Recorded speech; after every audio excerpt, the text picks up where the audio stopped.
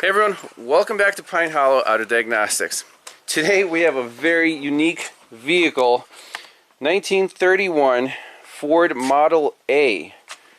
It looks absolutely gorgeous, and the customer complaint is first his headlights and his taillights were flickering, so he replaced this main headlight switch. It's at the end of the steering column. This is the actual mechanical part, and there's some contactors on there.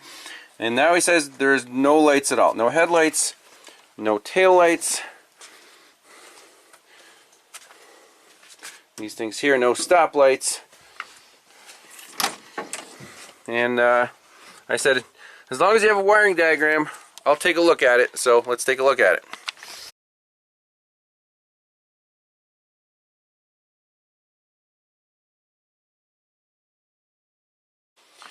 Alright, so this is the entire wiring diagram for the vehicle. This is more basic than my 1965 Honda motorcycle. So all we have is battery, starter, ignition switch. Here is the headlight switch, stoplight switch, horn, headlights right there. That's it, an ammeter. So obviously we want to check for battery positive feed to the starter switch. And this is a 6-volt positive ground system. So we're going to measure, put the positive lead on, something metal like the engine. And then here is a manual cutout switch.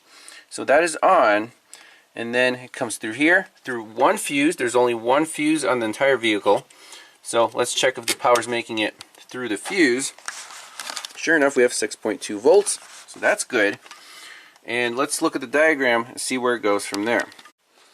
Okay, so to get to the headlight switch, it looks like a yellow or yellow wire comes from the generator. So let's go to the generator with our test lead and measure right here. Again, 6.2 volts. And from here, this, I think it's a yellow with this red tracer, should come to the headlight switch on the battery positive bar, which also has this green switch. So let me put my lead on there and see if we have voltage. Alright, so the lead is on that yellow with the red tracer, and it looks like open circuit. So that is definitely a problem. And just looking at this, here's our wire, and it seems loose. So if I wiggle it right here at the lug, look, we get 6 volts back. Okay, is it completely out? Oh, look at that. So this entire wiring harness has also been replaced because the old harness was falling apart. It's almost 100 years old. And the owner said that this is a reproduction harness, I guess. And it looks like they tried to solder it, but not quite. So let's fix this and see if the headlights actually work. Alright, so we got our TS100 soldering iron getting fired up. So I crimped the 2 wires in this eyelet.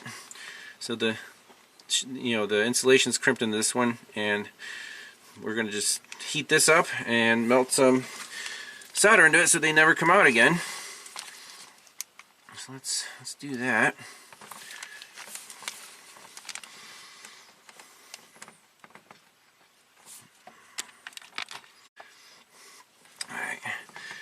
Let's see here.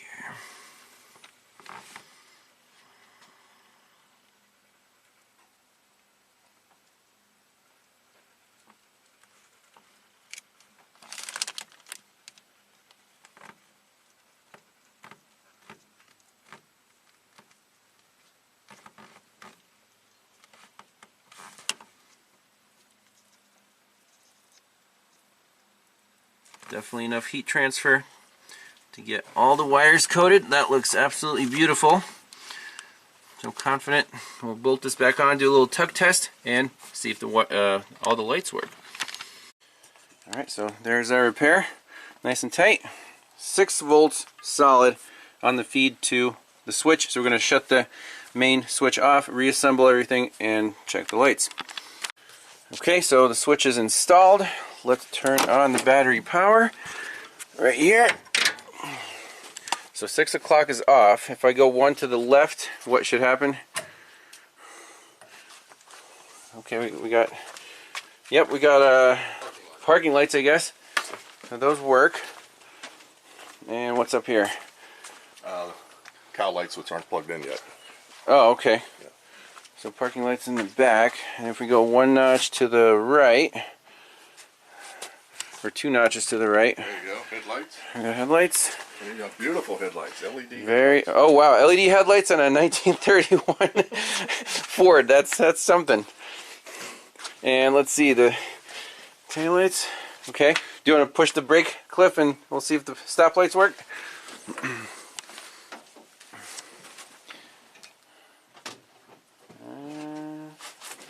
There you go. There's one, and the right one. Yep. Oh, you even got the LED high mount. How about that? Modernized. Well, I think that's it, unless you want to say a few words about this one, Cliff. What's the history, or where'd you get it?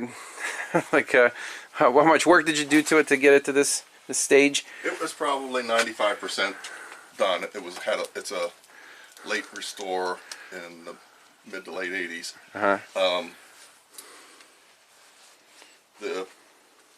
I'm the third owner of it. It's 94 years old this year. Right. Yeah, this month. It was built May. So who's older? You or the car? Not yet. Not yet.